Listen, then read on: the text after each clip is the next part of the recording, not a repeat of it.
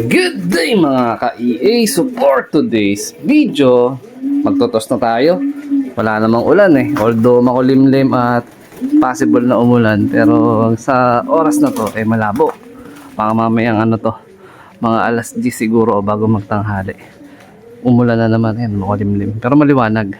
So sasamantalahin natin yung pagkakataon para makapag-toss at ipapagpag natin. Siyempre priority natin ngayon yung Team North na kinokondisyon natin. Ayun. Ito yung Team North natin. Ayun yung isa. Yung pares niya, yung blue bar. Makinis na. Pero, ayan no. Kuminis yung balahibo kasi naglugon nga. Gawa ng, ayan, malamig eh. Parang, ano ata yun eh. Ano bang tawag doon? Parang kusang malt pagka nakakaramdam kasi sila ng sobrang lamig siguro. Hindi ko sure ah. Kasi most likely, December talaga ang molting ng mga ibon. Kaya lang, dahil parang na-manipulate ng todo yung klima ngayon, gawa ng magtatatlong linggo na. O parang 12 days ba? O hindi, 15 days na nag-uulan. So, dahil malamig, parang kusang nag-molt sila. Ganon din yung napansin ko sa ibang breeder. Tapos na mag-molt, pero parang biglang nag-molt ulit. Hindi ko lang sure ah. Pero ganon din ba yung naobserbahan nyo dyan sa mga breeder tsaka sa mga ibon nyo na mga kalapatid. So naglinis na tayo syempre as usual. So magpapakain na tayo ng mga stock. Tapos yan, 2 ibon lang naman yung ipapagpag natin. Ayan. So sana this week or this coming weekend is maging maganda na yung panahon. Ayan. So sobrang haba lang talaga ng panahon na wala tayong training, walang maayos na low fly, gawa ng tuloy-tuloy ang pagulan, inconsistent na low fly, no? So supposed to be dapat kahit low fly kung walang club training, okay na. Kaya lang hindi natin magawa gawa ng pagka bago ako pumasok eh pagka umaga umuulan na malakas. Although hindi ko naman binibaby yung mga ibon, nagpaparonda pa rin ako kahit umuulan, pero hindi sa lahat ng pagkakataon, ganoon yung ginagawa natin. Ayan. So yung Team South ko naman, halos patapos na rin ng kanilang mga molting. Ayan, gumaganda na rin bahagya yung mga balahibo. Ayan o. Ayan, North natin. Okay na. Ayan o, Team South naman ito. So sana ano, makapagpatuloy na tayo ng club training sa mga susunod na mga araw, no? 75 years later. Tayo sa labas para mag-toss. So, hindi para sa markings ang ginagawa natin, no? Kasi itong mga ibon na to is dati ko na ring nailipad sa North. Yung isa, isang taan na finisher. Yung isa naman is nakapag-training ng summer, San Leonardo, Nueva Ecija. Hindi ko lang na-derby kasi personal na dahilan. Ayan. So, gumanda-ganda na rin yung panahon sa wakas, no? Ng mga nakaraan na ultimo yung mga malapit na mga puno hindi mo makita sa kapal ng ulap dahil nag-uulan. Ayan. So, nasa 3.5 to 4 kilometers approximate yung ating pagbibitawan ngayon.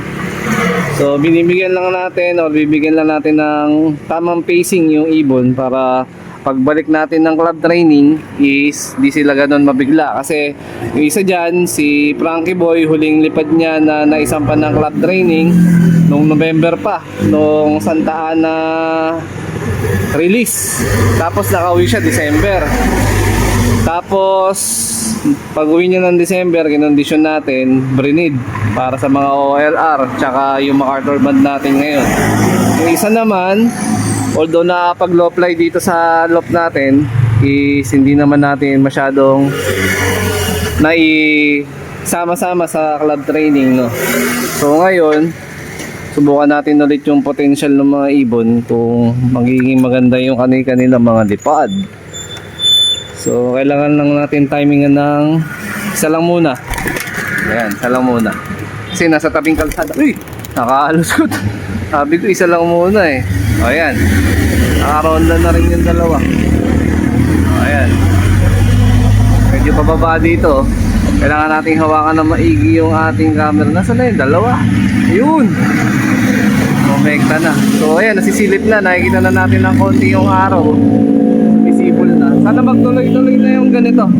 na umaraw para lahat is makabalik na sa tamang pamumuhay. Kasi syempre maraming nandinabaha, di ba? Maraming hindi nakakapasok sa trabaho kasi nga postpone dahil maulan, especially mga construction worker natin ng mga kababayan, di ba? Alam niyo, parang ganon.